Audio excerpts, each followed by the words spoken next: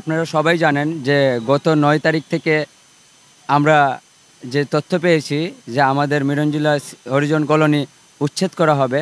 তারপর থেকে কিন্তু আমরা বিভিন্নভাবে মেয়রের সাথে সাক্ষাৎ করার চেষ্টা করেছি এবং এরপরে যে আমাদের সাথে যে ঘটনা ঘটেছেন আপনারা এইগুলো পূর্বে আমাদের অনেক ভিডিও বা অনেক সাংবাদিক ভাই বোনদের মাধ্যমে জানতেই পেরেছেন।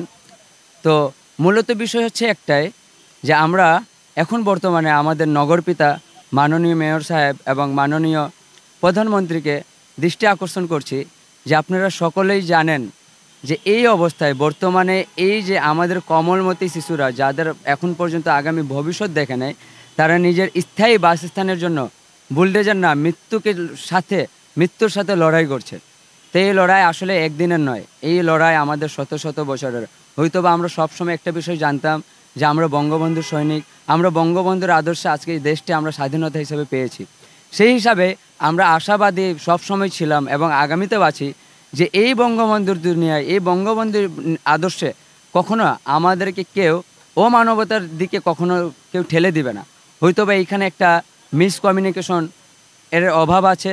আমরা একটা বিষয় এতদিনে উপলব্ধি করতে পেরেছি যে আমাদের যে কিছু স্বার্থনীতি মহল আছেন যারা নিজ স্বার্থের জন্য আজকে মেয়র মহোদয়ের নিকট সাক্ষাৎ করতে পারেনি। আসলে আপনারা একটা বিষয়টা জানবেন, যখন মানুষের একটা ছাদ না থাকে তারা কিন্তু দিশেহারা হয়ে যায়। আমাদের ছাদ নেই তার মানে আমাদের থাকার ঠিকানা নেই।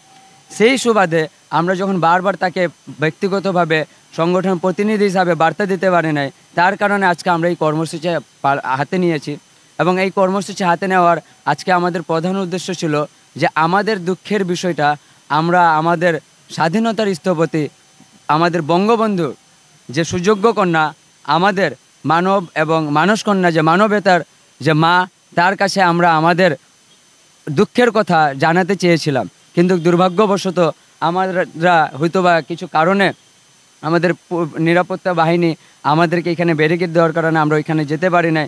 তবে আশা করি যে আমরা যে স্মারকলিপি দিয়েছি এই স্মারকলিপির মাধ্যমে আমাদের মাননীয় প্রধানমন্ত্রী আমাদের সকল দাবি মেনে নেবেন, কারণ এই দাবির মধ্যেও আমরা মনে করি না যে আমরা অন্যায্য বা অনৈতিক কিছু চাওয়া পাওয়া করেছি।